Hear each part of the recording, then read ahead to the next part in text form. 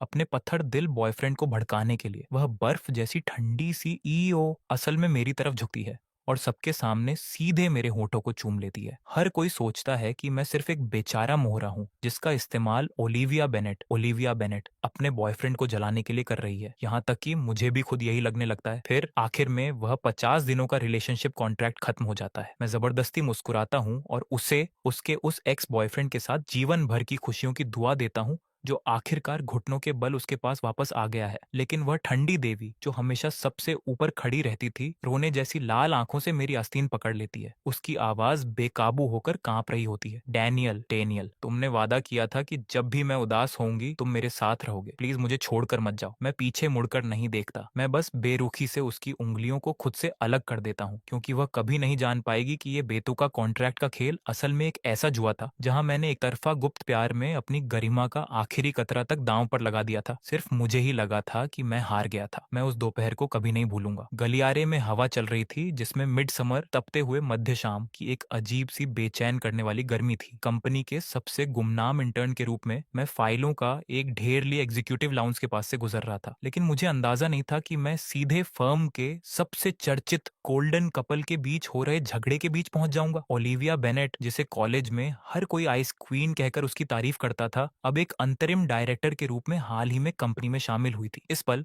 वह अपने होठों को जोर से भींचे हुए थी, उसकी आंखें थोड़ी लाल थीं और वह अपने सामने खड़े आदमी को घूर रही थी। और वह आदमी, उसका असली बॉयफ्रेंड ब्रैंडन कोल, लापरवाही से अपने हाथ में कार की चाबियां घुमा रहा था। उसके चेहरे के कोने पर एक बेहद घमंडी और घटिया मुस्कान थी। ओलिविया, तुम्हारा तमाशा खत्म हुआ। मैंने तुमसे कहा था कि आज रात दोस्तों के साथ मेरा प्लान है। क्या हम एनिवर्सरी कल सेलिब्रेट नहीं कर सकते? तुम इतनी जिद्दी क्यों हो रही हो? ब्रैंडन की आवाज में चिढ़ साफ दिख रही थी। जिद्दी? ब्रैंडन, इस महीने में ये 5वीं बार है जब तुमने मुझे धोखा दिया है। ओलिविया की आवाज में एक हल्की सी कंपी थी। तो फिर तुम क्या चाहती हो? ब्रेकअप? ब्रैंडन ऐसे हंसा जैसे उसे पूरा यकीन हो कि यह औरत जो उससे इतना प्यार करती है उसे कभी छोड़ नहीं सकती। ठीक है, अगर तुम अभी किसी भी ऐरे गहरे आदमी को पकड़कर यह साबित कर दो कि तुम्हें मेरी परवाह नहीं है तो मैं तुरंत ब्रेकअप के लिए तैयार हूँ। ठीक उसी समय ओलिविया की नजर अचानक ब्रैंडन के कंधे के पास से गुजरी और सीधे मुंह पर आकर टिक गई, जो वहीं जम गया था। उस पल मुझे ऐसा लगा जैसे किस्मत ने मुझ पर सीधे वार किया हो। इससे पहले कि मैं कुछ समझ पाता, चमेली जैस्मिन की हल्की खुशबू बिखेरती हुई एक हवा का झोंका मेरी तरफ आया। ओलिविया तेजी से आगे बढ़ी और उसने मेरी टाई पकड़ ली। ब्रैंडन की हैरान निगाहों के सामने वह अपने पंजों पर उठी और उसने अपने नरम होंठों को मेरे होंठों पर जोर से दबा दिया। मेरा दिमाग पूरी तरह से सुन्न हो गया। मेरे हाथों की फाइलें फर्श पर बिखर गईं। क्या तुमने ये साफ साफ देख लिया ब्रैंडन? हमारा रिश्ता खत्म। ओलिविया ने मुझे छोड़ दिया और उस आदमी की तरफ मुड़ी जिसका चेहरा काला पड़ चुका था। उसकी आवाज बर्फ जैसी ठंडी थी। ब्रैंडन ने मुझे घूरा, फिर गुस्से में ठाका मारकर हंसा। ठीक है ओलिविया, तुम में हिम्मत है। देखते हैं कि तुम इस बेचारे इंटर्न के साथ ये नाटक कब तक खींच पाती हो। इसके साथ ही उसने दरवाजा पटक दिया और गुस्से में बाहर निकल गया। गलियारे में सिर्फ ओलिविया और मैं बचे थे। उसकी आंखों का वह तीखा पक्कापन तुरंत ढह गया। वह थकी हारी दीवार के सहारे टिक गई। उसने मेरी तरफ एक नजर तक नहीं डाली। उसने बस बेरुखी से एक वाक्य फेंका, आज रात 10 बजे मुझे 12वीं मंजिल पर आर्काइव रूम में मिलो। देर रात आर्काइव रूम की मुख्य लाइटें बंद थीं। बाहर की नियॉन रोशनी ब्लाइंड्स खिड़की के पर्दों को चीरती हुई आ रही थी, जिससे ओलिविया के नाजुक चेहरे पर रोशनी और परछाई की लकीरें बन रही थीं। उसने एक प्रिंटेड A4 पेपर मेरी तरफ बढ़ाया। ऊपर मोटे अक्षरों में लिखा था, रिलेशनशिप कॉन्ट्रैक्ट, अवधि 50 दिन, किसी भी समय बुलाने पर आना होगा। मेरे बॉयफ्रेंड का रोल पूरी तरह निभाना होगा, बदले में ब्रैंडन को दूर रखना होगा। जब तुम्हारी इंटर्नशिप खत्म होगी तो मैं तुम्हें फुल टाइम पोजीशन दे दूंगी। उसका लहजा पूरी तरह से बिजनेस जैसा था, जैसे हम किसी मामूली लेन देन की बात कर रहे हो। मैंने कागज पर लिखी उन ठंडी शर्तों को देखा और मेरे दिल को ऐसा लगा जैसे किसी अदृश्य हाथ ने भींच दिया हो। वह नहीं जानती थी कि मैं पिछले 3 सालों से उससे गुपचुप प्यार कर रहा था। यूनिवर्सिटी लाइब्रेरी में उस पहली खूबसूरत झलक से लेकर चुपचाप उसके पीछे पीछे इस कंपनी में आने तक। क्या सिर्फ यही शर्तें हैं? मैंने अपना सिर उठाया और सीधे उसकी आंखों में देखा, अपनी आवाज की कंपी को दबाने की कोशिश करते हुए। ओलिविया थोड़ी हैरान हुई। तुम और क्या चाहते हो? मैंने पेन उठाया और खाली जगह पर 2 और लाइनें लिख दी। 1, पहली शर्त, देर रात अकेले रोना नहीं है। 2, दूसरी शर्त, अगर कॉन्ट्रैक्ट के दौरान तुम कभी भी किसी खतरे में हो तो पहली कॉल मुझे ही करनी होगी। जब मैंने खत्म किया तो मैंने अपना नाम साइन कर दिया, Daniel Hayes. Daniel Hayes, deal. मैं उसकी तरफ देखकर मुस्कुराया। अपने भीतर की कड़वाहट को अपने पेट में ही निगलते हुए। चूंकि ये सिर्फ एक नाटक था, इसलिए मैं इस खेल को खेलने के लिए तैयार था, भले ही अंत में मैं खुद 1000 टुकड़ों में क्यों ना बिखर जाऊं। हमारे कॉन्ट्रैक्ट वाले रिश्ते के पहले हफ्ते में मैंने एक बॉयफ्रेंड के कर्तव्यों को पूरी तरह से निभाना शुरू कर दिया। मुझे पता था कि ओलिविया को पेट की गंभीर बीमारी है, लेकिन काम के चक्कर में वह हमेशा खाना खाना भूल जाती है। इसलिए हर सुबह ठीक 7:30 बजे बिना चूके मैं उसकी डेस्क पर कद्दू और बाजरे का गर्म दलिया, पंपकिन मिलेट पॉरेज, रख देता था। मुझे पता था कि सोशल इवेंट्स के बाद उसे सिगरेट और शराब की गंध से नफरत है। इसीलिए हर बार जब उसे मजबूरन किसी पार्टी में जाना पड़ता, तो मैं पहले से ही हैंगओवर की दवा और गर्म दूध खरीदकर कंपनी की बिल्डिंग के बाहर ठंडी हवा में चुपचाप उसका इंतजार करता था। शुरुआत में ओलिविया को मेरी इन हरकतों से थोड़ी हिचकिचाहट और असहजता महसूस हुई। डैनियल, कॉन्ट्रैक्ट में यह नहीं लिखा था कि तुम्हें ये फालतू चीजें करने की जरूरत है, उसने अपने हाथों में गर्म दूध के कप को देखते हुए हल्के से भौहें सिकोड़ कर कहा। लेकिन एक असली बॉयफ्रेंड के तौर पर ये मेरी आदत है। मैंने उसकी तरफ देखा। मेरी आंखें शांत थीं, लेकिन उनमें एक पक्कापन था। मैं झूठ नहीं बोल रहा था। यह वाकई में मेरी आदत और जज्बात थे। एक ऐसे आदमी के जज्बात जिसने 3 साल से उससे सीक्रेट लव किया था, जिसे न जाने कितनी रातों और दिनों तक दबाकर रखा था, और अब एक लीगल बहाने के तहत वह सब बाहर आ रहा था। बदलाव एक शुक्रवार की शाम को आया। कंपनी का डिनर एक शोर शराबे वाले हॉट पॉट रेस्टोरेंट में था। ब्रैंडन डिपार्टमेंट मैनेजर होने के नाते स्वाभाविक रूप से मुख्य टेबल पर बैठा था। आज रात वह एक नई डेट को साथ लाया था, और पूरी रात वह उस लड़की के साथ प्यार भरे इशारे कर रहा था, जबकि बीच बीच में ओलिविया की तरफ उकसाने वाली नजरें डाल रहा था। ओलिविया का चेहरा पीला पड़ गया था। अपनी चॉपस्टिक्स को पकड़ते हुए उसकी उंगलियों के जोड़ सफेद हो गए थे। जब ब्रैंडन जानबूझकर जोर जोर से ये कहानी सुनाने लगा कि कैसे भी एक बार अपनी एक्स बॉयफ्रेंड को पेरिस में बर्फ दिखाने ले गया था, तो मैंने अचानक टेबल के नीचे हाथ बढ़ाकर ओलिविया का ठंडा हाथ हीरे से थाम लिया। उसका पूरा शरीर अकड़ गया। उसने स्वाभाविक रूप से अपना हाथ खींचने की कोशिश की, लेकिन मैंने उसे और कसकर पकड़ लिया। डरो मत, मैं यहाँ हूँ, मैंने उसके कान के पास झुककर ऐसी आवाज में कहा जिसे सिर्फ हम दोनों ही सुन सकते थे। फिर मैंने सहजता से उसका कटोरा लिया, उस तीखे बीफ को हटाया जिसे वह चाह कर भी नहीं खा सकती थी, और उसकी जगह साफ सूप वाली सब्जियां रख दी और सावधानी से उसके पास गर्म पानी का गिलास डाल दिया। ओलिविया के पेट की तबीयत पिछले कुछ दिनों से ठीक नहीं है। वह तीखा खाना नहीं खा सकती। मिस्टर कोल, जब आपको अपनी एक्स की इतनी ही चिंता है, तो शायद आपको अपने बगल में बैठी नई दोस्त पर ज्यादा ध्यान देना चाहिए। मैंने अपना सिर उठाया और ब्रैंडन की गुस्से से भरी निगाहों का सामना किया। मेरे मुंह का कोना एक चुनौती भरी ठंडी मुस्कान में बदल गया। उस पल पूरे प्राइवेट रूम का माहौल जम सा गया। ब्रैंडन ने अपने वाइन के गिलास को इतनी ताकत से पकड़ा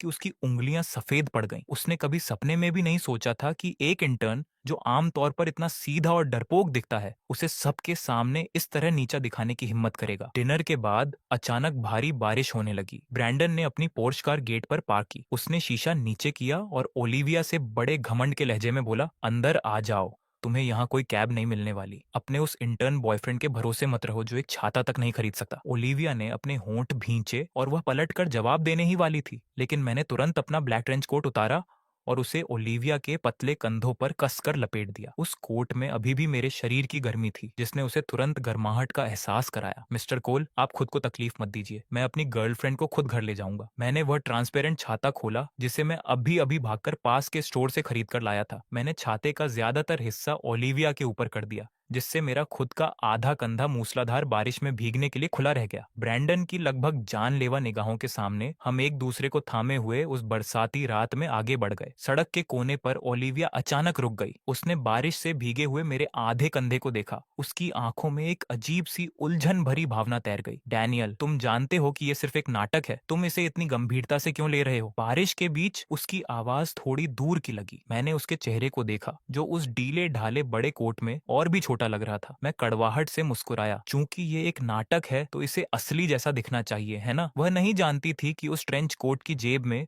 उसकी पसंदीदा दुकान की वो लिमिटेड डेजर्ट मिठाई थी, जिसे खरीदने के लिए मैं 3 गलियां छोड़कर भागा था। प्यार और खांसी दोनों को छुपाना नामुमकिन होता है। जैसे जैसे समय बीता, ओलिविया और मेरे बीच एक हल्का सा तालमेल बनने लगा। जब वह थक जाती, तो आदत के मुताबिक थोड़ी देर आराम करने के लिए मेरे कंधे पर अपना सिर टिका देती। जब उसे कोई मिल्क टी पसंद आती, तो वह स्वाभाविक रूप से कप मेरे होठों के पास ले आती। यह सब ओलिविया की बेस्ट फ्रेंड क्लोई पार्कर देख रही थी। क्लो हमारे ही डिपार्टमेंट में थी। वह हमेशा खुद को एक मासूम और प्यारी लड़की के रूप में पेश करती थी। ओलिविया को बड़ी आत्मीयता से बुलाती थी। लेकिन जब से मैंने ओलिविया को डेट करना शुरू किया था, मैं उसकी आंखों में मेरे लिए गहरी जलन और चालाकी साफ महसूस कर सकता था। उसे जलन थी कि ओलिविया के पास ब्रैंडन जैसा एक्स था, और उससे भी ज्यादा जलन इस बात की थी कि ओलिविया को कोई भी ऐसा स्टैंड इन बदला मिल सकता था जो उसके लिए पूरी तरह समर्पित हो। एक दोपहर ओलिविया मीटिंग के लिए ऊपर गई थी। मैं अपनी डेस्क पर फाइलें व्यवस्थित कर रहा था। क्लो हाथ में कॉफी के 2 कप लिए वहां आई। उसने एक नकली मासूम मुस्कान के साथ एक कप मेरी डेस्क पर रख दिया। डैनियल, पिछले कुछ हफ्तों से ओलिविया का इतना ख्याल रखने के लिए थैंक यू, लेकिन ईमानदारी से कहूं तो इसमें ज्यादा मत डूबो। उसने अपनी आवाज धीमी की। उसका लहजा टटोलने वाला था। ओलिविया का दिल हमेशा ब्रैंडन के पास ही रहा है। तुम बस एक मोहरा हो जिसका इस्तेमाल वह उसे भड़काने के लिए कर रही है। जब वे दोनों वापस साथ आएंगे तो तुम्हारे लिए यह कितना शर्मनाक होगा। मेरी उंगलियां कीबोर्ड पर जम गईं। मैंने अपना सिर उठाया और उसे ठंडी नजरों से घूरा। क्लो, ओलिविया और मेरे बीच जो कुछ भी है उससे एक बाहरी इंसान के तौर पर तुम्हारा कोई लेना देना नहीं है। मेरी आवाज तेज नहीं थी, लेकिन उसमें एक चुभने वाली ठंडक थी। क्लो मेरी निगाहों से थोड़ी सकपका गई, फिर उसकी मुस्कान टेढ़ी हो गई। डैनियल, तुम इस वफादारी के नाटक से किसे बेवकूफ बनाने की कोशिश कर रहे हो। क्या तुम्हें वाकई लगता है कि ओलिविया तुम जैसे गरीब स्टूडेंट की कभी परवाह करेगी? मैंने वह कॉन्ट्रैक्ट अपनी आंखों से देखा है। मेरा दिल बैठ गया। वह कॉन्ट्रैक्ट सिर्फ ओलिविया और मेरे बीच ही हो सकता था। किसी तीसरे इंसान को इसके बारे में तब तक पता नहीं चल सकता था जब तक कि उसने चुपके से ओलिविया की दराज न टटोली हो। तुम क्या चाहती हो? मैं उसकी तरफ गुस्से से देखते हुए खड़ा हो गया। मैं क्या चाहती हूँ? क्लो एक कदम पीछे हटी। उसकी आंखों में दुर्भावना थी।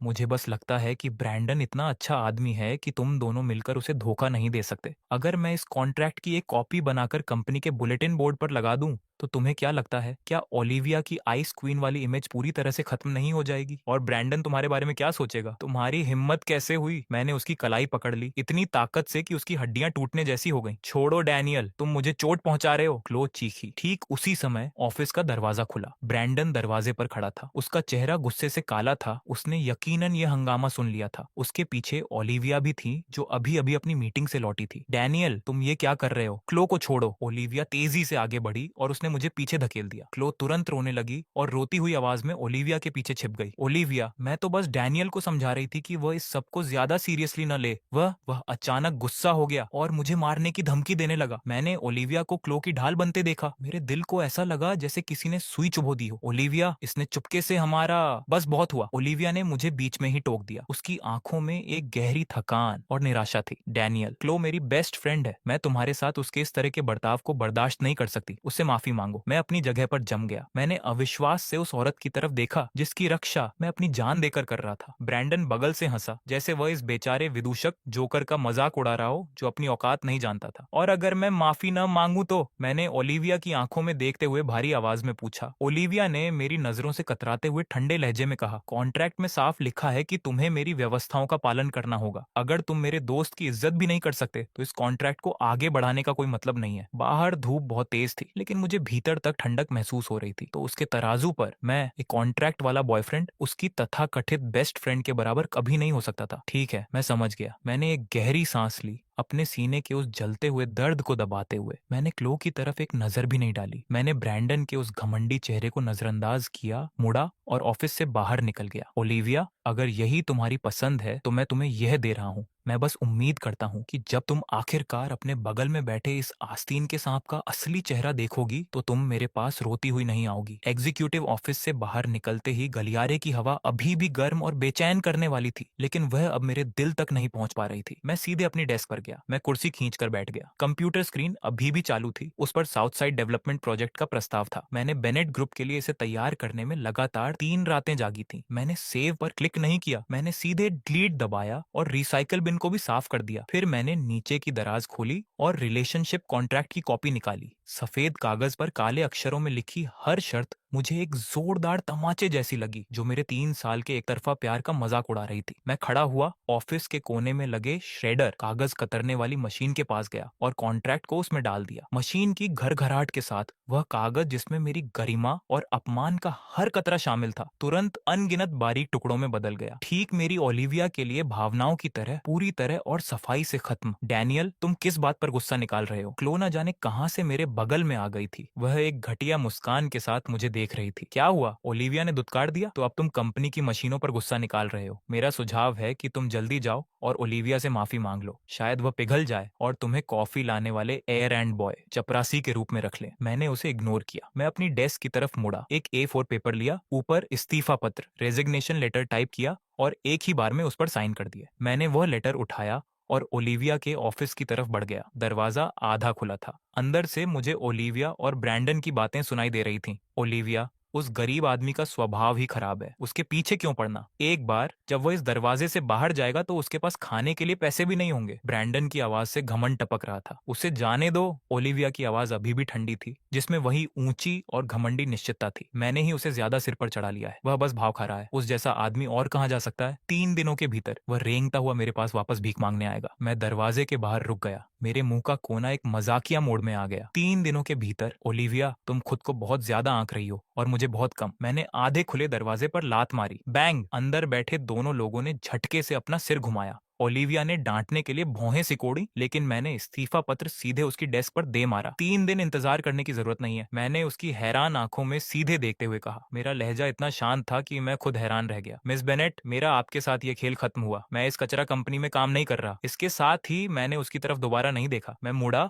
और बेनेट ग्रुप की बिल्डिंग से बाहर निकल गया। जैसे ही मैं रिवॉल्विंग डोर से बाहर निकला, तेज धूप की वजह से मेरी आंखें मिचमिचा गईं। मैंने एक गहरी सांस ली। मैं आखिरकार उस घुटने वाली ठंडी हवा से आजाद हो गया था। ठीक इसी पल एक ब्लैक मेबैक कार मेरे सामने आकर रुकी। उसका शीशा धीरे धीरे नीचे हुआ, जिससे एक बेहद प्रभावशाली और बोल्ड चेहरा सामने आया। गहरे लाल होंठ, सोने के फ्रेम वाले चश्मे और तलवार जैसी तेज आंखें। यह विक्टोरिया स्टर्लिंग थी, स्टर्लिंग ग्रुप की CEO, जो इस इंडस्ट्री में बेनेट ग्रुप की सबसे बड़ी कंपीटिटर थी और एक असली अमीर घराने की वारिस थी। मिस्टर हेस, ऐसा लगता है कि आप आखिरकार उस छोटे से प्ले हाउस गेम से बाहर आ गए हैं। विक्टोरिया ने अपना एक हाथ स्टीयरिंग व्हील पर टिकाया। उसके होठों पर एक शरारती मुस्कान थी। अंदर आओ। मैंने अपनी भौहें उठाई, कार का दरवाजा खोला और पैसेंजर सीट पर बैठ गया। मिस स्टर्लिंग, आपको कैसे पता था कि मैं इस्तीफा दे दूंगा? विक्टोरिया ने मुझे एक मोटी फाइल थमाई। उसकी आवाज साफ और सीधी थी। मैं सिर्फ उन लोगों की कद्र करती हूँ जो मायने रखते हैं। बेनेट ग्रुप ने पिछले महीने साउथ साइड डेवलपमेंट का जो शुरुआती प्रस्ताव सबमिट किया था,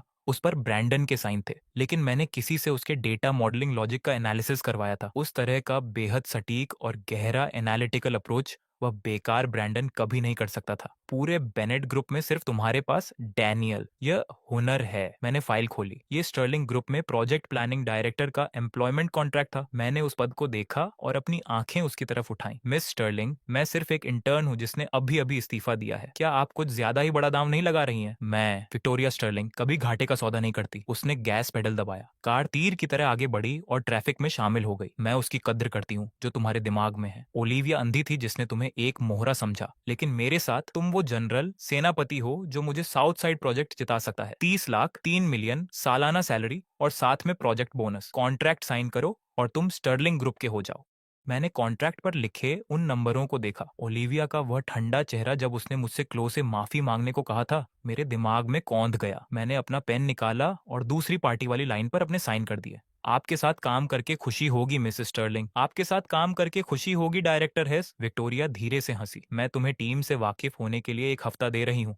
अगले शुक्रवार को इंडस्ट्री का एक बहुत बड़ा नेटवर्किंग गाला, बिजनेस पार्टी है। बेनेट ग्रुप भी वहां होगा। मैं तुम्हें दिखाऊंगी कि असली हाई सोसाइटी कैसी होती है। 1 हफ्ता पलक झपकते ही बीत गया। स्टर्लिंग ग्रुप में अपने इस हफ्ते के दौरान मैंने हर मुख्य रिसोर्स को स्पंज की तरह सोख लिया। विक्टोरिया ने मुझे पूरी अथॉरिटी दी थी। वहां कोई ब्रैंडन नहीं था जो मेरा क्रेडिट चुराए, कोई क्लो नहीं थी जो पीठ पीछे साजिश रचे, और ओलिविया की वो पल में गर्म और पल में ठंडी रहने वाली चैरिटी नहीं थी। 3 दिनों में मैंने साउथ साइड प्रोजेक्ट के लिए कैश फ्लो मॉडल को फिर से तैयार किया, जिससे स्टर्लिंग ग्रुप की बोली जीतने की संभावना 3% बढ़ गई। शुक्रवार की शाम को विक्टोरिया के पर्सनल स्टाइलिस्ट ने मुझे सिर से पैर तक बदल दिया। जब मैं एक परफेक्ट फिटिंग वाले ब्लैक काउचर सूट और पटाक फिलिप घड़ी पहनकर शीशे के सामने खड़ा हुआ, तो मैं खुद उस ठंडे और रौबदार औरे वाले इंसान को पहचान नहीं पाया। वह सस्ती इंटर्न वाली शर्ट जा चुकी थी। दूसरों को खुश करने की वह बेताब इच्छा धुल चुकी थी। अब मेरी आंखों में सिर्फ और सिर्फ महत्वाकांक्षा थी। चलो चलें, मेरे dad. Midnight blue evening gown पहने विक्टोरिया ने अपना हाथ मेरे हाथ में डाला। आज रात उन अंधे लोगों को दिखाते हैं कि उन्होंने क्या खोया है। रात के 8 बजे स्टारलाइट इंटरनेशनल होटल का बॉल रूम। अटेंडेंट्स ने सम्मान पूर्वक दरवाजे खोले। शानदार क्रिस्टल झूमर की रोशनी नीचे बिखर रही थी। विक्टोरिया और मैं कंधे से कंधा मिलाकर अंदर चले। पूरे बॉल रूम में फैला शोर अचानक एक पल के लिए शांत हो गया। हर किसी की नजरें हम पर टिक गईं। विक्टोरिया, जिसे बिजनेस वर्ल्ड की आयरन क्वीन माना जाता था,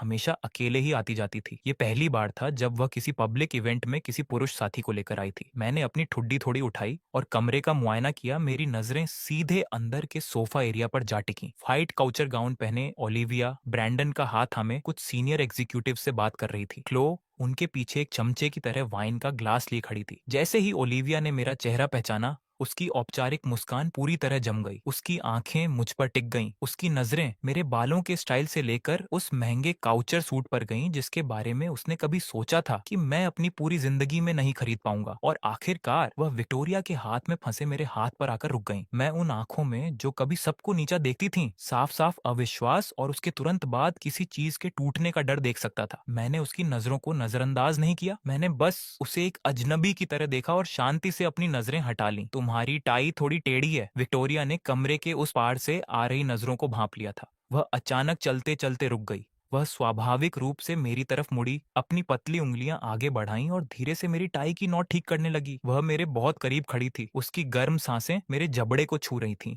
उसके होठों पर एक हल्की सी शरारती मुस्कान थी। डायरेक्टर हेस, तुम आज रात मेरी शान हो, मुझे शर्मिंदा मत करना। मैंने उसका साथ देते हुए अपना सिर थोड़ा झुकाया। मेरे होठों पर एक सौम्य मुस्कान थी। चिंता मत कीजिए मिस स्टर्लिंग, मैं आपको निराश नहीं करूंगा। हॉल में मौजूद हर इंसान को यह नजारा एक परफेक्ट और क्लोज कपल जैसा लगा। पास में ही कांच टूटने की एक तेज आवाज आई। अपनी आंख के कोने से मैंने देखा कि ओलिविया के हाथ में मौजूद शैंपेन का ग्लास उसकी पकड़ से चकनाचूर हो गया था। कांच के नुकीले टुकड़े उसकी हथेली में चुभ गए थे। उसकी उंगलियों के बीच से लाल खून निकलकर साफ सफेद कालीन पर गिर रहा था। यह एक चौंकाने वाला नजारा था, लेकिन उसे जैसे कोई दर्द ही महसूस नहीं हो रहा था। वह बस मुझे घूर रही थी। उसकी आंखों में जलन और गुस्से के सांप तैर रहे थे। उसका सीना तेजी से हाँफ रहा था। ब्रैंडन ने ओलिविया के इस बर्ताव को साफ देख लिया था। उसने उसकी नजरों का पीछा किया और मुझे देखा।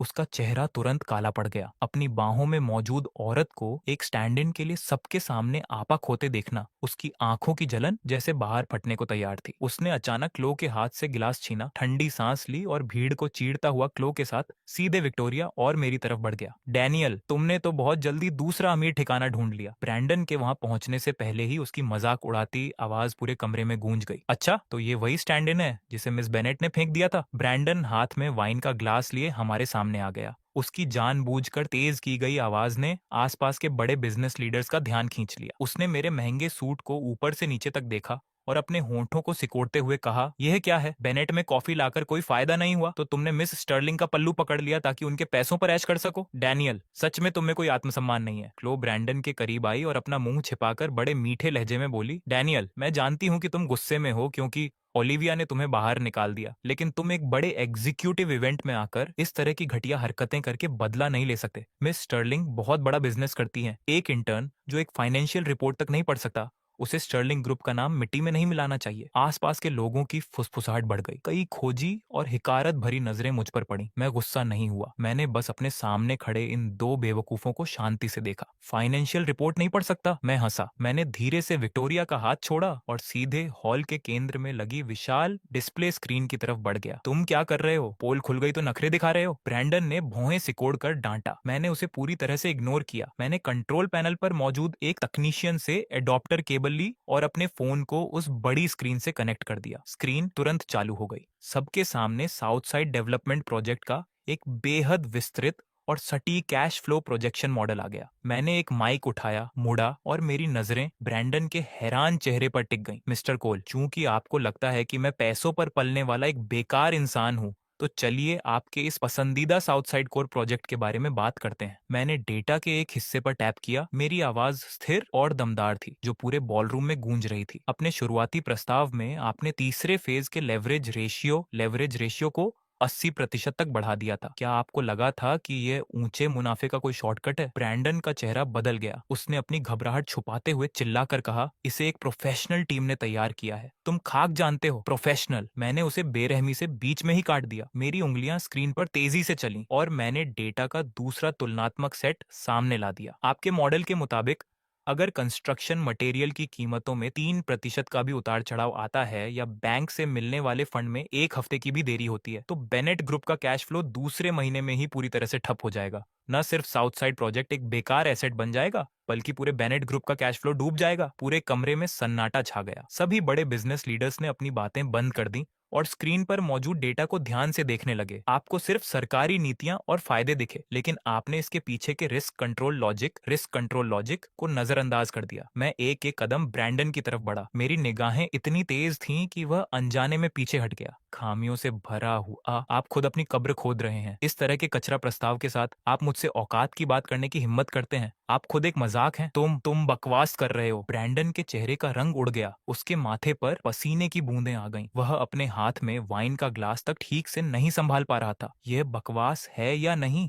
यहाँ मौजूद सीनियर एग्जीक्यूटिव्स खुद इसका फैसला कर सकते हैं। मैंने माइक छोड़ दिया और उसे ठंडी नजरों से देखा। भीड़ में धीमी फुसफुसाहट फैल गई। कई बैंकिंग लीडर्स ने स्क्रीन पर दिख रही कमियों को देखकर अपना सिर हिलाया। ब्रैंडन को देखने का उनका नजरिया अब एक ड्रामा देखने से बदलकर एक मजाक देखने जैसा हो गया था। ब्रैंडन का चेहरा पीला पड़ गया। उसका घमंड पूरी तरह से चूर चूर हो चुका था। वह वहां किसी नंगे किए गए विदूषक की तरह खड़ा था। डैनियल, पास से एक कांपती हुई आवाज आई। मैंने अपना सिर घुमाया और देखा कि ओलिविया अपने बिना खून के सफेद पड़ चुके निचले होंठ को भींचे हुए थी। उसकी आंखें लाल थीं और वह मुझे देख रही थी। उसने मुझे स्पॉटलाइट के नीचे चमकते देखा था। उसने मुझे ब्रैंडन को अपने हुनर से कुचलते देखा था। उसकी आंखों में झटका, पछतावा और एक अजीब सा दर्द था। ब्रैंडन को मुझ पर निशाना साधते देखकर उसका दिल बैठ गया था। वह स्वाभाविक रूप से अपने हाई हील्स में 2 कदम आगे बढ़ी, जैसे वह मुझे बचाना चाहती हो। ब्रैंडन, अब बहुत हुआ। ओलिविया ने अपना सिर घुमाया। उसकी आवाज में एक साफ कंपी थी। मैं डैनियल की काबिलियत को सबसे अच्छी तरह जानती हूँ। यहाँ खुद का मजाक मत उड़ाओ। फिर वह मुड़ी। उसने मेरी आस्तीन पकड़ने के लिए हाथ बढ़ाया। उसके लहजे में एक ऐसी विनम्रता थी जो उसने खुद भी महसूस नहीं की थी। डैनियल, मुझे माफ कर दो। मुझे नहीं पता था कि ये लोग तुमसे ऐसी बातें करेंगे। मेरे साथ चलो, मैं तुम्हारी तरफ से उन्हें समझाऊंगी। मैंने अपनी तरफ बढ़ते हुए उस हाथ को ठंडी नजरों से देखा। मैंने हटने की जहमत तक नहीं उठाई। इससे पहले कि ओलिविया मेरी आस्तीन को छू पाती, चमेली की तेज और ठंडी खुशबू वाली हवा का एक झोंका बीच में आ गया। विक्टोरिया ने अपनी 12 सेंटीमीटर की सैंडल में आकर ओलिविया का रास्ता रोक दिया। वह लंबी थी। उसका रॉब पूरी तरह से बाहर था, जिसने ओलिविया को आधा कदम पीछे हटने पर मजबूर कर दिया। समझाएंगी? मिस बेनेट किस हैसियत से मेरे आदमी के बारे में समझाने की बात कर रही हैं? विक्टोरिया के लाल होंठ खुले। उसके सोने के फ्रेम वाले चश्मे के पीछे की निगाहों में बर्फ जैसी ठंडक थी। ओलिविया का चेहरा पीला पड़ गया। उसकी आवाज सूख गई। मिस स्टर्लिंग, ये डैनियल और मेरे बीच का मामला है। मैं इसे थोड़ा ठीक कर दूं। विक्टोरिया हंसी। उसने अपना हाथ मेरे हाथ में डाला और मुझसे सटकर खड़ी हो गई, जैसे वह मालिकाना हक जता रही हो। डैनियल अब स्टर्लिंग ग्रुप के प्रोजेक्ट डायरेक्टर हैं। चूंकि मिस बेनेट ने मेरे आदमी की कद्र नहीं की और उसे एक बेकार स्टैंड इन समझकर बाहर फेंक दिया, तो प्लीज अब उससे दूरी बनाकर रखिए। विक्टोरिया ने अपनी ठुड्डी थोड़ी उठाई और ओलिविया को नीचा देखते हुए कहा, डैनियल की कीमत अब बेनेट ग्रुप की औकात से बहुत ऊपर है। ओलिविया का शरीर ऐसे कांपा जैसे उस पर बिजली गिर गई हो। वह मुझे इस तरह खाली निगाहों से देखने लगी जैसे उम्मीद कर रही हो कि मैं इसका खंडन करूंगा। लेकिन मैं बस चुपचाप विक्टोरिया के बगल में खड़ा रहा और इस सब को स्वीकार कर लिया। उस पल मैंने साफ देखा कि ओलिविया की आंखों की चमक पूरी तरह से बुझ गई। उसे ऐसा लगा जैसे वह किसी बर्फीली खाई में गिर गई हो। उसका शरीर डगमगाने लगा। पास की एक टेबल का कोना पकड़कर ही वह मुश्किल से खड़ी रह पाई। वह आखिरकार समझ गई थी कि वह मेरे बगल में खड़े होने का हक पूरी तरह से खो चुकी है। इस गाला इवेंट में बेनेट ग्रुप पूरी इंडस्ट्री का सबसे बड़ा मजाक बन गया। मैंने ओलिविया की तरफ दोबारा नहीं देखा। मैंने विक्टोरिया का हाथ थामा और भीड़ की अजीब निगाहों के बीच वहां से सम्मान से बाहर निकल गया। हालांकि ये तूफान तो अभी सिर्फ शुरू हुआ था। गाला इवेंट की अगली सुबह जैसे ही मैंने स्टर्लिंग ग्रुप के ऑफिस में कदम रखा, मार्केट के डेटा ने भारी उथल पुथल दिखाई। बेनेट ग्रुप का स्टॉक अचानक नीचे गिर गया। मार्केट खुलते ही इस पर लोअर सर्किट लग गया। इसके तुरंत बाद पूरे बिजनेस वर्ल्ड में एक धमाकेदार खबर फैल गई। बेनेट ग्रुप के साउथ साइड प्रोजेक्ट के मुख्य सीक्रेट्स, कॉन्फिडेंशियल डेटा को गलत तरीके से लीक कर दिया गया है। कंपीटिटर्स के पास अब सारे पते मौजूद हैं।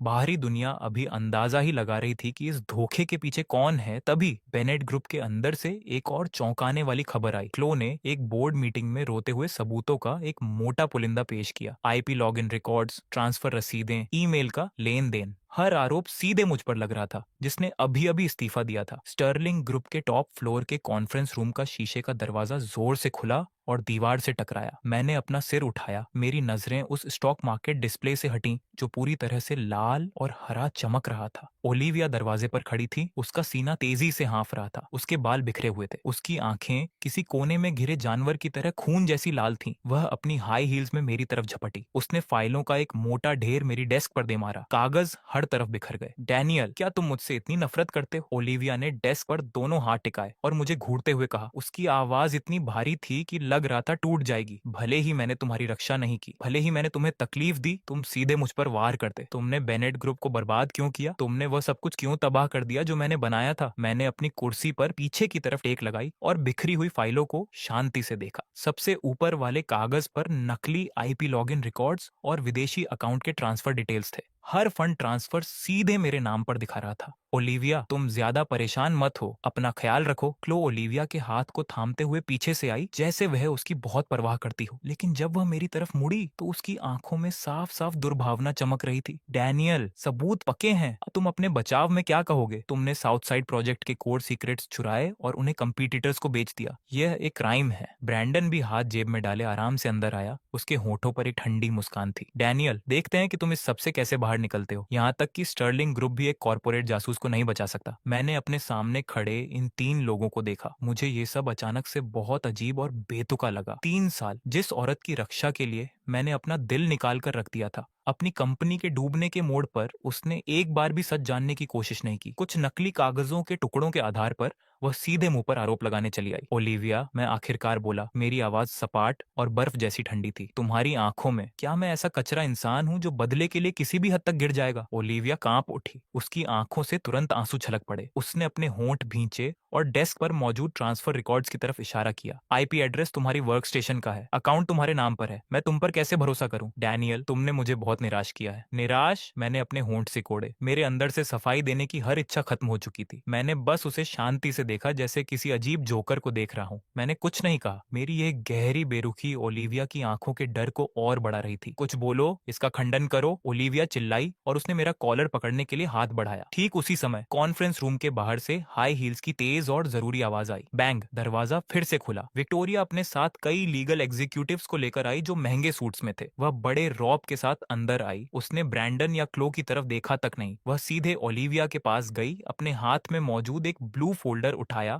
और बिना किसी हिचकिचाहट के उसे सीधे ओलिविया के मुंह पर दे मारा। फोल्डर जोर से लगा। ओलिविया का सिर एक तरफ घूम गया। उसके पीले चेहरे पर एक लाल निशान उभर आया। ओलिविया, क्या तुम्हारे दिमाग में भूसा भरा है? विक्टोरिया ने उसे नीचा देखते हुए कहा। उसकी आंखें पूरी तरह से ठंडी थीं। तुमने खुद को एक हथियार बनने दिया और अब तुम मेरे इलाके में आकर तमाशा कर रही हो। तुम इतनी बेवकूफ हो कि हंसी आती है। विक्टोरिया, तुम ये क्या कर रही हो? ब्रैंडन का चेहरा तुरंत बदल गया। वह ओलिविया को बचाने के लिए आगे बढ़ा। पीछे हटो। विक्टोरिया के पीछे खड़े बॉडीगार्ड ने आगे बढ़कर ब्रैंडन को दीवार से सटा दिया। मिस स्टर्लिंग, आप एक क्रिमिनल को बचा रही हैं? क्लो चिल्लाई। हमारे पास इसके सीक्रेट लीक करने के सबूत हैं। सबूत? विक्टोरिया हंसी। वह मुड़ी और मेन कंट्रोल पैनल के पास गई। उसकी आवाज तीखी थी। टेक डिपार्टमेंट, बेनेट का इंटरनल नेटवर्क काटो। जो हमने तैयार किया है उसे हर चैनल पर ब्रॉडकास्ट करो। जी मिस स्टर्लिंग। जैसे ही उसके शब्द खत्म हुए, कॉन्फ्रेंस रूम की बड़ी एलईडी स्क्रीन चालू हो गई। स्क्रीन के ऊपरी दाएं कोने में दिख रहा था कि यह सिर्फ एक इंटरनल मीटिंग नहीं थी। इस सिग्नल को सीधे फाइनेंशियल चैनल्स के लाइव स्ट्रीम से जोड़ दिया गया था। एक देशव्यापी लाइव प्रेस कॉन्फ्रेंस आधिकारिक तौर पर शुरू हो चुकी थी। अपनी आंखें बड़ी करके साफ साफ देखो कि बेनेट ग्रुप को असल में कौन बेच रहा है। विक्टोरिया की पतली उंगलियों ने कीबोर्ड को जोर से दबाया। स्क्रीन पर एक high definition surveillance clip CCTV footage I, जिसे टेक्निकली रिस्टोर किया गया था। ऊपर दाईं तरफ का टाइम स्टैम्प पिछले बुधवार की देर रात का समय दिखा रहा था। बेनेट ग्रुप के खाली ऑफिस एरिया में एक संदिग्ध आकृति मेरे वर्क स्टेशन के पास आती है। वह चालाकी से पासवर्ड एंटर करती है, मेरे कंप्यूटर में एक यूएसबी ड्राइव लगाती है और तेजी से कुछ कॉपी करती है। जब वह आकृति अपना चेहरा घुमाती है तो सर्विलांस कैमरा उसके फीचर्स को साफ साफ कैद कर लेता है। वह क्लो पार कर दी। नहीं, ये नामुमकिन है। मैंने वो सर्विलांस फुटेज डिलीट कर दी थी। क्लो चीखी। उसका चेहरा एक पल में सफेद पड़ गया। उसके पैर जवाब दे गए और वह फर्श पर गिर पड़ी। ओलिविया ने झटके से अपना सिर घुमाया और फर्श पर पड़ी क्लो को अविश्वास से देखने लगी। उसके होंठ बेकाबू होकर कांप रहे थे। क्लो, परेशान मत हो, अभी और भी बहुत कुछ है। विक्टोरिया ने बेरुखी से टोकते हुए स्क्रीन को दोबारा बदला। इस बार स्क्रीन पर एक बेहद गोपनीय विदेशी फंड का flow chart, overseas fund flow chart था। क्लो ने सीक्रेट्स चुराने के बाद उन्हें एनक्रिप्टेड ईमेल के जरिए विदेश में एक शेल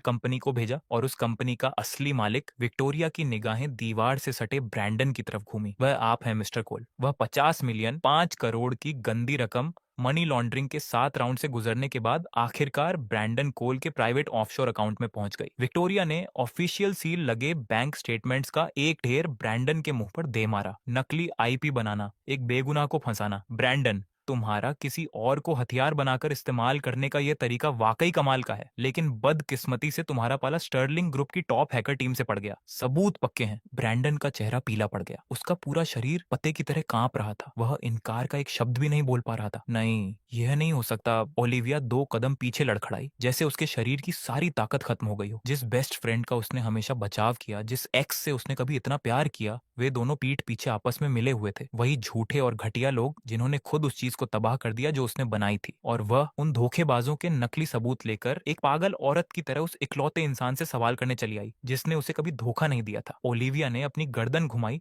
और कुर्सी पर चुपचाप बैठे मुझे देखा। उस पल मैंने साफ देखा कि ओलिविया का घमंड, गरिमा और समझ एक पल में ढह गए और फर्श पर टुकड़ों में बिखर गए। डैनियल, वह कांपते हुए अपना हाथ मेरी तरफ बढ़ाने लगी। उसकी आवाज में गहरा पछतावा और डर था। मुझे माफ कर दो, मुझे नहीं पता था, मुझे सच में नहीं पता था। मैं अब भी कुछ नहीं बोला। मैंने बस अपनी नजरें उसकी तरफ से हटा ली। अब तुम्हें एहसास हो रहा है कि तुम गलत थी। बहुत देर हो चुकी है। विक्टोरिया ने बेरहमी से ओलिविया की बात काट दी। उसने स्क्रीन पर आखिरी फोल्डर खोला। एक बेहद जटिल और सटीक क्राइसिस मैनेजमेंट प्लान्स और बैकअप कैश फ्लो मॉडल ने स्क्रीन को भर दिया। ओलिविया, क्या तुम जानती हो कि ये क्या है? विक्टोरिया ने स्क्रीन की तरफ इशारा किया। उसका लहजा मजाक से भरा था। ओलिविया स्क्रीन पर मौजूद उस जाने पहचाने डेटा स्ट्रक्चर को खाली निगाहों से देखती रही। उसके आंसू बांध टूटने की तरह बहने लगे। यह वही प्लान है जिसे तैयार करने के लिए डैनियल ने इस्तीफा देने से पहले लगातार 3 रातें जागी थीं। और इस चक्कर में उसने अपने पेट की तबीयत और खराब कर ली थी। यह आखिरी रक्षा कवच था जो उसने तुम्हारे लिए बनाया था। विक्टोरिया की आवाज दमदार तरीके से गूंजी जो कॉन्फ्रेंस रूम के हर कोने से टकराई। वह जानता था कि वह बेकार ब्रैंडन अंत में कोई ना कोई मुसीबत खड़ी करेगा, इसलिए उसने इस डिफेंस प्लान को एनक्रिप्ट करके बेनेट ग्रुप के मुख्य सर्वर में डाल दिया था। अगर तुमने उस पर थोड़ा सा भी भरोसा किया होता, अगर तुमने मुसीबत आने पर उस बैकअप ईमेल को चेक किया होता जो उसने तुम्हारे लिए छोड़ा था, तो बेनेट ग्रुप कभी इस मोड पर नहीं पहुंचता। विक्टोरिया ओलिविया के पास गई। उसकी आंखों में दया और हिकारत थी। उसने अपना दिल निकालकर तुम्हें दे दिया और तुमने उसे जमीन पर फेंक कर कुचल दिया। तुमने उस एक इंसान पर भरोसा करने के बजाय जो अपनी जान देकर तुम्हारी रक्षा कर रहा था, 2 सांपों पर भरोसा करना बेहतर समझा। ओलिविया, तुम सच में बहुत बेचारी हो। उस वाक्य ने एक तेज तलवार की तरह ओलिविया के आखिरी बचाव को भी चीर दिया। नहीं, रुक जाओ, अब और कुछ मत कहो। ओलिविया ने अपने कान बंद कर लिए और फूट फूट कर रोने लगी। उसके पैर जवाब दे गए। धप, वह मेरी डेस्क के सामने घुटनों के बल गिर पड़ी। बाहर पुलिस की गाड़ियां सायरन बजा रही थीं। स्टर्लिंग ग्रुप की लीगल टीम ने पहले ही पुलिस को बुला लिया था। कई पुलिस अफसर कॉन्फ्रेंस रूम में दाखिल हुए और उन्होंने सीधे पीला पड़ चुके ब्रैंडन और फर्श पर गिरी क्लो को हथकड़ी लगा दी। ओलिविया, मुझे बचाओ, मैं जेल नहीं जाना चाहती। क्लो ने ओलिविया से मदद की भीख मांगते हुए अजीब हरकतें की, लेकिन ओलिविया एक बेजान पुतली की तरह हो चुकी थी। उसे क्लो की चीखें सुनाई नहीं दे रही थी। उसकी नजरें मुझ पर टिकी थी। वे आंखें जो कभी सबको नीचा देखती थीं, जिनमें हमेशा एक बेरुखी होती थी, अब उनमें सिर्फ और सिर्फ गहरा गुनाहबोध, पछतावा और असहनीय दर्द था। उसने विनम्रता से अपना सिर उठाया। उसकी कांपती उंगलियां मेरी आस्तीन की तरफ बढ़ी, लेकिन वे हवा में ही थम गईं। छूने की हिम्मत नहीं हुई। डैनियल, उसके आंसू कालीन पर भारी बूंदों में गिर रहे थे। उसकी आवाज पूरी तरह से टूट चुकी थी। मैं गलत थी, मैं सच में बहुत गलत थी। मुझे गाली दे दो प्लीज, मुझे मार लो प्लीज, मैं तुमसे भीख मांगती हूँ। मुझे उन आंखों से मत देखो। मैं खड़ा हुआ और नीचे इस औरत की तरफ देखा जिसे मैं कभी अपनी देवी मानता था। कोई गुस्सा नहीं, कोई शिकायत नहीं, सिर्फ एक खामोशी और खालीपन। मिस बेनेट, अपने इन आंसुओं को समेटिए और स्टर्लिंग ग्रुप से बाहर निकलिए। मैंने ये शब्द बेरुखी से छोड़े, फर्श से छत तक जाने वाली खिड़की की तरफ मुड़ा और फिर कभी पीछे मुड़कर नहीं देखा। मेरे पीछे कॉन्फ्रेंस रूम में सिर्फ ओलिविया के दिल को चीर देने वाले रोने की आवाज बची रही, जो काफी देर तक उस ठंडी हवा में गूंजती रही। वह बस वही काट रही थी जो उसने बोया था। ये बेतुका तमाशा आखिरकार खत्म हो गया था, लेकिन जो कर्ज उसने मुझ पर छोड़ा था उसका हिसाब होना अभी शुरू ही हुआ था। सेलिब्रेशन डिनर का माहौल अपने चरम पर था। विक्टोरिया हाथ में रेड वाइन का ग्लास लिए मेरे पास आई। उसने धीरे से अपना ग्लास मेरे ग्लास से टकराया। उसने अपनी आवाज धीमी की। उसका लहजा हल्का और शरारती था। ताजा खबर, बेनेट ग्रुप का स्टॉक आज फिर लोअर सर्किट पर बंद हुआ।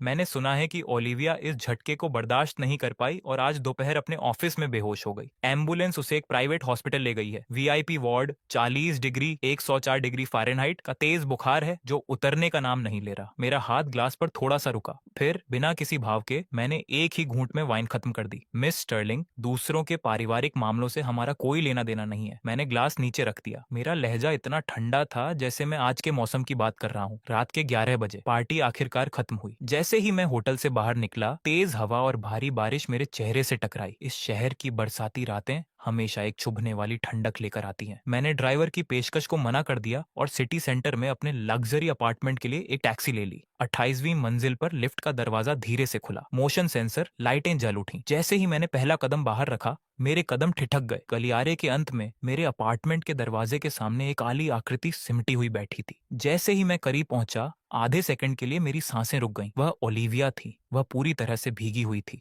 उसके कभी परफेक्ट दिखने वाले लंबे बाल अब घास की तरह उसके सफेद चेहरे पर चिपके हुए थे। उसने सिर्फ अस्पताल का एक पतला नीला और सफेद धारीदार गाउन पहना था, जिसके ऊपर एक ब्लैक ट्रेंच कोट अजीब तरीके से लिपटा हुआ था, जो बारिश से पूरी तरह भीगा हुआ था। सबसे चौंकाने वाला नजारा उसका दायां हाथ था। उसके हाथ के पीछे लगी मेडिकल टेप मुड़कर निकल चुकी थी। उस सुई वाले छेद से जहां से ड्रिप खींची गई थी, गहरा लाल खून निकल रहा था, जो बारिश के पानी के साथ मिलकर उसके पीले हाथ के पीछे एक अजीब सा लाल और नीला निशान बना रहा था। मेरी आहट सुनकर उसने झटके से अपना सिर उठाया। वे आंखें जो कभी ठंडे घमंड के साथ सबको नीचा देखती थीं, अब लाल थीं। वह बारिश में मर रही किसी आवारा बिल्ली की तरह लग रही थी, जिसे पूरी दुनिया ने छोड़ दिया हो। उसका शरीर बेकाबू होकर कांप रहा था। डैनियल, जब उसने मुझे देखा तो उसकी सूनी आंखों में अचानक एक अजीब सी दीवानगी चमक उठी। उसकी आवाज रेगमाल की तरह फटी हुई थी।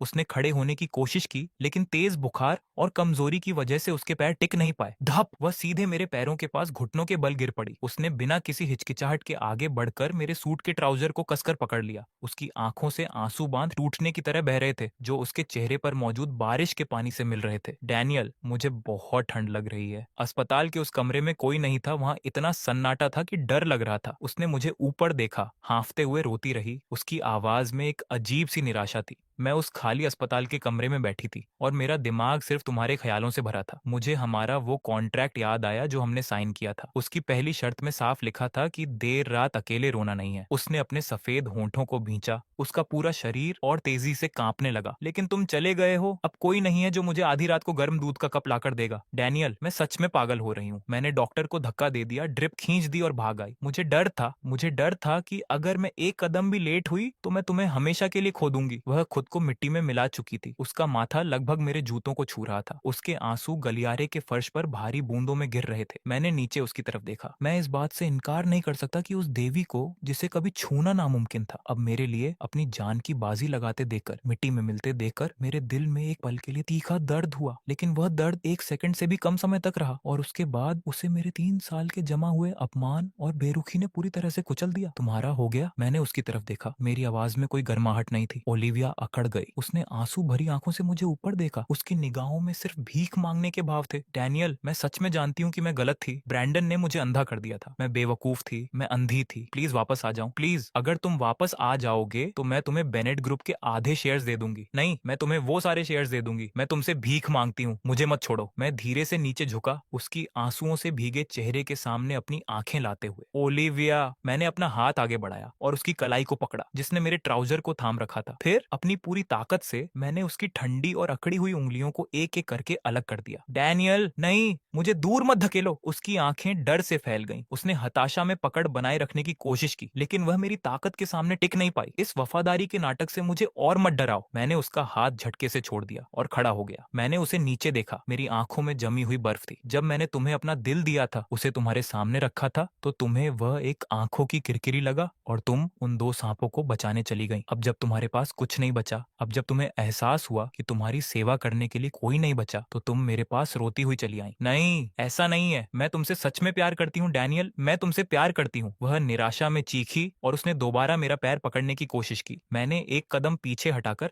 उसके स्पर्श को टाल दिया। हाँ, मैं ऐसे हंसा जैसे कोई बहुत बड़ा मजाक सुना हो। ओलिविया, मैं कभी किसी की दूसरी पसंद नहीं बनूंगा। मैंने उसकी आंखों में देखा और एक एक शब्द करके मौत की सजा सुनाई। तुम्हारा ये प्यार बहुत लेट है और बहुत सस्ता है। इसके साथ ही मैं मुड़ा और कीपैड लॉक पर अपनी उंगली लगाई। दरवाजा खुल गया। डैनियल, नहीं। उसने मेरे पीछे मेरा नाम पुकारा। उसकी आवाज हवा को चीर रही थी। मैंने बिना किसी रहम के दरवाजा बंद कर दिया और उसके रोने, पछतावे और उस ठंडी तेज बारिश को अपनी दुनिया से पूरी तरह बाहर कर दिया। अगली सुबह कई दिनों के अंधेरे के बाद धूप खिली। जैसे ही मैंने स्टर्लिंग ग्रुप में अपने डायरेक्टर के ऑफिस में कदम रखा, विक्टोरिया ने दरवाजा खोला और अंदर आई। आज उसने एक शानदार व्हाइट काउचर सूट पहना था और हाथ में 2 लिफाफे थे। उसका पूरा वजूद एक तेज एनर्जी और महत्वाकांक्षा से चमक रहा था। रात को अच्छी नींद आई? मैंने सुना है कि कोई आवारा बिल्ली आधी रात तक तुम्हारे दरवाजे के बाहर रो रही थी और आखिरकार बिल्डिंग मैनेजमेंट ने एम्बुलेंस बुलाकर उसे भिजवाया। विक्टोरिया मेरी डेस्क के पास आई। उसके होठों पर एक मजाकिया मुस्कान थी। मैंने बेबसी से अपना सिर हिलाया। मिस स्टर्लिंग,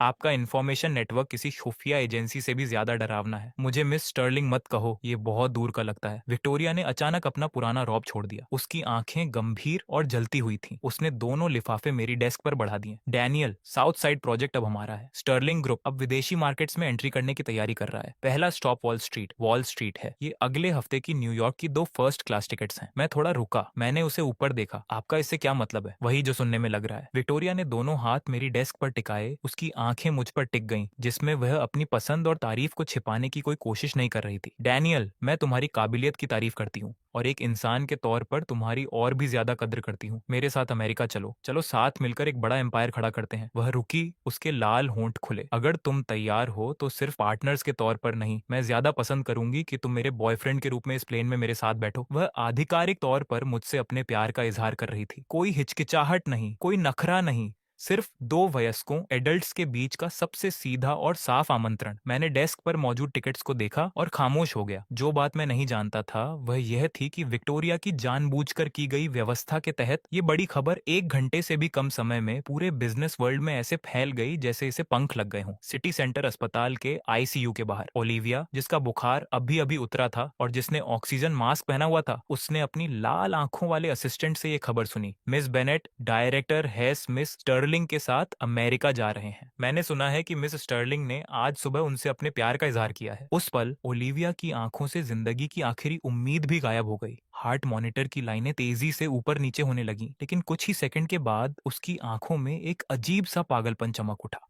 उसने ऑक्सीजन मास्क खींचकर हटा दिया, अपने हाथ में लगी नई ड्रिप को नजरअंदाज किया और खुद को बैठने के लिए मजबूर किया। अब जब उसके पास खोने के लिए कुछ नहीं बचा था, उसने अपना सब कुछ दांव पर लगाने का फैसला किया, अपनी जिंदगी भी। मैं तैयार हूं। मैंने डेस्क पर रखी उन 2 फर्स्ट क्लास न्यूयॉर्क की टिकट्स को देखा और आखिरकार ऑफिस की उस 3 मिनट की खामोशी को तोड़ा। मैंने अपना सिर उठाया और सीधे विक्टोरिया की आंखों में देखा। मेरा लहजा इतना शांत था कि मैं खुद हैरान था। मिस स्टर्लिंग, वॉल स्ट्रीट का मैदान, मैं आपके साथ मिलकर लड़ूंगा। विक्टोरिया एक पल के लिए रुकी, फिर उसके होठों पर एक खूबसूरत मुस्कान उभरी। वह मेरे पास आई, अपनी पतली उंगली उठाई और धीरे से मेरे सीने पर थपथपाया। डैनियल, मैंने तुम्हें पहचानने में कोई गलती नहीं की। चूंकि तुमने सब कुछ छोड़ने का फैसला कर लिया है तो सफाई से निकलो। दोपहर 3 बजे की फ्लाइट है। जाओ पैकिंग करो, मैं तुम्हें पिक करने के लिए कार भेज दूंगी। मैंने हामी भरी और जाने के लिए मुड़ा। पिछले 3 साल एक अजीब सपने जैसे लगते थे। मैंने बर्फ के एक टुकड़े को गर्म करने में अपनी पूरी ताकत लगा दी और अंत में खुद को ही जमा लिया। वह सपना अब खत्म हो चुका था। मुझे आगे बढ़ना चाहिए था। दोपहर के 1 बजे एक ब्लैक मेबैक कार ठीक समय पर मेरे अपार्टमेंट के बाहर आकर रुकी, जिसमें मैं एक साधारण सूटकेस के साथ बैठ गया। मैंने दरवाजा खोला और अंदर बैठ गया। विक्टोरिया लेदर की सीट पर टेक लगाए हाथ में शैंपेन का ग्लास लिए कार की स्क्रीन पर लाइव न्यूज देख रही थी। ऐसा लगता है कि तुम्हारी पुरानी बॉस ने आज काफी बड़ा तमाशा किया है। उसने अपना सिर नहीं घुमाया, उसने बस वॉल्यूम बढ़ा दिया। स्क्रीन पर बेनेट ग्रुप का लॉबी एरिया था जहां एक प्रेस कॉन्फ्रेंस चल रही थी। ओलिविया ओलिविया ने अपना हमेशा दिखने वाला महंगा काउचर गाउन नहीं पहना था। इसके बजाय वह एक साधारण ब्लैक सूट में थी। उसका चेहरा बिना किसी मेकअप के था, जिस पर अभी भी एक गंभीर बीमारी से उबरने का असर साफ दिख रहा था। लेकिन उसकी आंखें किसी नई तलवार की तरह तेज थीं। प्रेस के साथियों,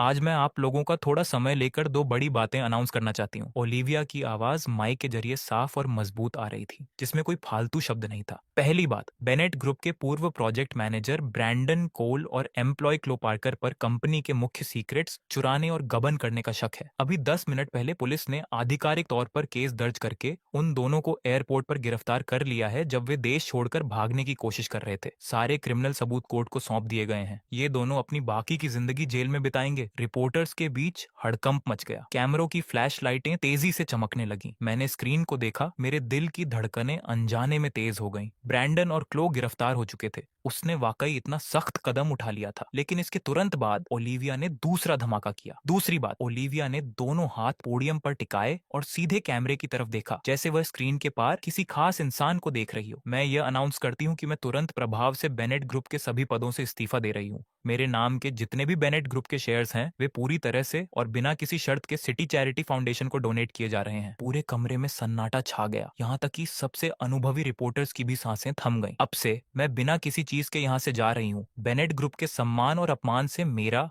ओलिविया बेनेट का, अब कभी कोई लेना देना नहीं होगा। इसके साथ ही उसने अपनी तरफ बढ़ते रिपोर्टर्स और माइक्स को नजरअंदाज किया और सिक्योरिटी गार्ड्स को हटाती हुई प्रेस कॉन्फ्रेंस से बाहर निकल गई। क्लिक। विक्टोरिया ने स्क्रीन बंद कर दी और एक हल्की मुस्कान के साथ मुझे देखा। उन दो सांपों को जेल भेजने के लिए काफी सख्त कदम था और उसने इस चक्कर में खुद का सब कुछ दांव पर लगा दिया। बिना किसी चीज के बाहर आ गई। वह तुम्हें अपनी वफादारी का सबूत दे रही है। मैंने अपनी सीट पर पीछे की तरफ टेक लगाई, अपने दिल की उथल पुथल को दबाते हुए अपनी आंखें बंद कर ली। कार तेज चलाओ, फ्लाइट मिस नहीं होनी चाहिए। विक्टोरिया धीरे से हंसी और उसने गैस पेडल दबा दिया। दोपहर के 2:30 बजे international departure hall announcement system पर न्यूयॉर्क के पैसेंजर्स से जल्दी बोर्डिंग करने की गुजारिश की जा रही थी। विक्टोरिया और मैं साफ संगमरमर के फर्श पर कंधे से कंधा मिलाकर चल रहे थे। सिक्योरिटी चेकिंग तक पहुंचने में 50 मीटर से भी कम की दूरी बची थी। डैनियल! एक चीख अचानक एयरपोर्ट के शोर को चीरती हुई आई। मैं अपनी जगह पर रुक गया और मैंने अपना सिर घुमाया। भीड़ को अजीब तरीके से हटाया जा रहा था। ओलिविया एक पागल औरत की तरह मेरी तरफ भागती हुई आ रही थी। उसने अपना एक जूता तक खो दिया था। उसके पीले नंगे पैर सीधे ठंडे और कड़े फर्श पर पड़ रहे थे। फर्श पर मौजूद मलबे की वजह से पैरों से खून की लकीरें बन रही थीं,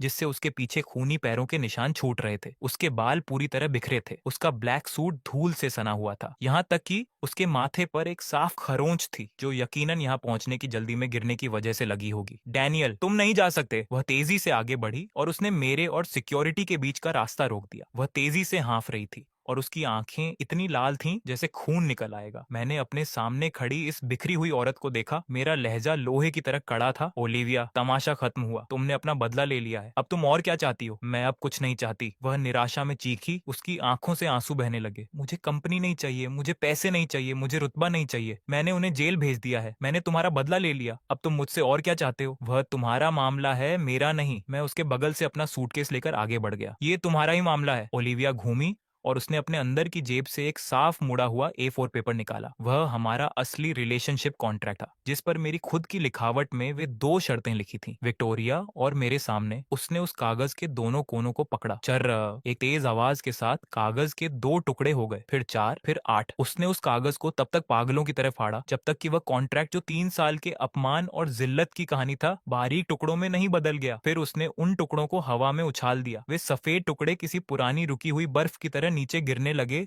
जो उसके कंधों और मेरे पैरों के पास आकर बिखर गए। ठप! उसके पैर फिर जवाब दे गए। वह सीधे मेरे सामने घुटनों के बल गिर पड़ी। कॉन्ट्रैक्ट खत्म हो चुका है। उसने अपना सिर उठाया, मेरे पैर को कसकर पकड़ लिया और फूट फूट कर रोने लगी। अब मैं तुम्हारी बॉस नहीं हूँ और तुम मेरे स्टैंड इन नहीं हो। डैनियल, मेरे पास अब कुछ नहीं बचा है। मेरे पास सिर्फ तुम हो। एयरपोर्ट का हॉल लोगों से भरा था, जो आ जा रहे थे। अनन्या आंखें हमें देख रही थीं, लेकिन उसे जैसे कोई शर्म महसूस नहीं हो रही थी। पहले तुम थे जो एक एक कदम मेरी तरफ बढ़े, हर दुख झेला हर जिल्लत बर्दाश्त की। उसने अपना चेहरा मेरे सूट के ट्राउजर पर टिका दिया। उसकी आवाज पूरी तरह टूट चुकी थी। अब मुझे अपनी बाकी की जिंदगी तुम्हारी तरफ बढ़ने में बिताने दो प्लीज डैनियल, मुझे एक मौका दे दो, मुझे तुम्हें फिर से जानने का मौका दो प्लीज। मैं अपनी जगह पर जम गया, उन आंखों को देखते हुए जो निराशा और भीख मांगने के भाव से भरी थी। मेरे दिल को ऐसा लगा जैसे किसी भारी हथौड़े से वार किया गया हो। वो किला जिसे मैंने खुद बर्फ से जमाया था, इस पल एक जोरदार आवाज के साथ ढह गया। विक्टोरिया बगल में खड़ी होकर सब कुछ शांति से देख रही थी। उसने ओलिविया को देखा जो अपना सब कुछ छोड़कर जमीन पर बैठी थी। फिर उसने मुझे देखा जो सूटकेस के हैंडल को इतनी ताकत से पकड़े था कि मेरी उंगलियां सफेद पड़ गई थीं। अचानक विक्टोरिया बड़े खुले दिल से हंसी। उसने अपने सोने के फ्रेम वाले चश्मे उतारे और लापरवाही से उन्हें अपनी जेब में डाल लिया। वह मेरे पास आई और उसने मजबूती से मेरे कंधे को थपथपाया। बहुत हुआ डैनियल, अब ये नाटक बंद करो। विक्टोरिया के लहजे में वही साफ और खुलापन था जो सिर्फ बड़े लोगों में होता है। तुम्हारी आंखें झूठ नहीं बोलती, तुम्हारा दिल कभी मेरे साथ इस प्लेन में बैठने को तैयार ही नहीं था। मैं विक्टोरिया स्टर्लिंग कभी किसी के साथ जबरदस्ती नहीं करती और मुझे कोई बेजान पुतला नहीं चाहिए। मैंने हैरान होकर अपना सिर घुमाया और उसे देखा। मिस स्टर्लिंग जाओ। विक्टोरिया ने अपना हाथ हवा में लहराया, अपना सूटकेस उठाया और बिना पीछे मुड़कर देखे सिक्योरिटी की तरफ बढ़ गई। जाते जाते उसने आखिरी लाइन कही, कोई पछतावा मत छोड़ना, वॉल स्ट्रीट मैं खुद संभाल लूंगी। जहां तक तुम्हारी बात है, पहले अपने इस दिल के कर्ज को चुकाओ। विक्टोरिया के उस शानदार और गरिमापूर्ण तरीके से जाने वाले रूप को देखकर मैंने एक गहरी सांस ली और ऐसा लगा जैसे पिछले 3 साल से मेरे सीने पर रखा हुआ कोई भारी पत्थर आखिरकार हट गया हो। मैंने अपना सिर नीचे झुकाया। ओलिविया अभी भी घुटनों के बल बैठी थी, कांप रही थी। उसकी आंखों में सिर्फ डर था, ये डर कि मैं अगले ही सेकंड सिक्योरिटी के अंदर न चला जाऊं। मैंने अचानक सूटकेस का हैंडल छोड़ दिया। थप, सूटकेस फर्श पर गिर गया। मैंने नीचे झुककर उसकी कलाई को मजबूती से पकड़ा और उसे उस ठंडे फर्श से पूरी ताकत से ऊपर खींच लिया। फिर मैंने उसे अपनी बाहों में इतनी कसकर भींच लिया कि हमारे बीच रत्ती भर का भी फासला नहीं बचा। ओलिविया, तुमने खुद इसे बुलावा दिया है। मैंने अपने दांत भींचे, अपना सिर झुकाया और उसके कांपते होंठों को जोर से चूम लिया। उसका पूरा शरीर एक पल के लिए अकड़ गया और फिर वह लंबे समय से दबे हुए आंसुओं में फूट पड़ी। वह अपने पंजों पर उठी। उसने अपने हाथ मेरी गर्दन के चारों तरफ कसकर लपेट लिए, जैसे कोई डूबता हुआ इंसान किसी लकड़ी के टुकड़े को पकड़ लेता है, और उसने बिना किसी हिचकिचाहट के खुद को पूरी तरह मुझे सौंप दिया। आसपास के लोगों के बीच फुसफुसाहट और तालियों की गूंज फैल गई। एयरपोर्ट के अनाउंसमेंट सिस्टम पर आवाज आई कि न्यूयॉर्क की फ्लाइट की बोर्डिंग बंद हो चुकी है। लेकिन मेरी फ्लाइट, जो 3 साल के तूफानों से गुजरी थी, आखिरकार अपनी सही रनवे पर सुरक्षित लैंड कर चुकी थी। तो भाई साहब, एंड में लौंडे ने सूटकेस पटक के जो चुंबन युद्ध चालू किया ना, कसम से एयरपोर्ट वाले भी सोच रहे होंगे साला फ्लाइट उड़ने आई है या यहाँ इमरान हाशमी का ऑडिशन चल रहा है। कहाँ तो भाई पूरी कहानी में कद्दू का सूप पीकर सूखी बवासीर की तरह मुंह लटकाए घूम रहा था, और एंड में ऐसा यू टर्न मारा कि विलेन और उसकी चमची अब सीधे जेल में बैठकर एक दूसरे का पिछवाड़ा सेकेंगे और बोलेंगे, लो भाई चक्की पीसो अब। और अपनी वो पुरानी मैडम जो कल तक खुद को अप्सरा समझ रही थी, वो एंड में बिना चप्पल के नंगे पैर ऐसे भागती नजर आई जैसे पीछे कॉलोनी के पागल कुत्ते पड़ गए हों। खैर, अपनी न्यूयॉर्क वाली मैडम के लिए तो भाई दिल से कड़क वाला रिस्पेक्ट है। बंदी ने सीधे बोला, तुम दोनों अपनी नंगा भूखा मोहब्बत में मरो, मैं जा रही हूँ वॉल स्ट्रीट पर पैसों से अपना पिछवाड़ा साफ करने। इसे कहते हैं असली स्वैग। अब सुनो असली काम की बात। अगर इस हाई लेवल किस्से को देखकर तुम्हारे अंदर का बकचोद जागा है, तो वो जो नीचे सब्सक्राइब का लाल बटन दिख रहा है ना, हाँ वही, उस पे अपना माथा दे मारो, कोहनी मारो या पड़ोसी का सिर दे मारो, मुझे नहीं पता, बस वो दब जाना चाहिए। साला फ्री का बटन दबाने में भी तुम्हारी किडनी फेल हो रही है क्या? लाइक ठोको और कमेंट में बताओ, अगर वो मैडम तुम्हें नोटों की गड्डी दिखाती तो तुम एयरपोर्ट पर रुकते या सीधे प्लेन के टायर पर पाद मार के उड़ जाते। चलो भाई, अब मैं भी जा रहा हूँ चमेली का तेल बेचने। मिलते हैं अगले कड़क बकचोदी वाले किस्से में। तब तक के लिए बाय बाय। और हाँ, रास्ते में कोई लड़की टाई पकड़े तो बहक मत जाना, पैंट ढीली हो जाएगी। Peace out.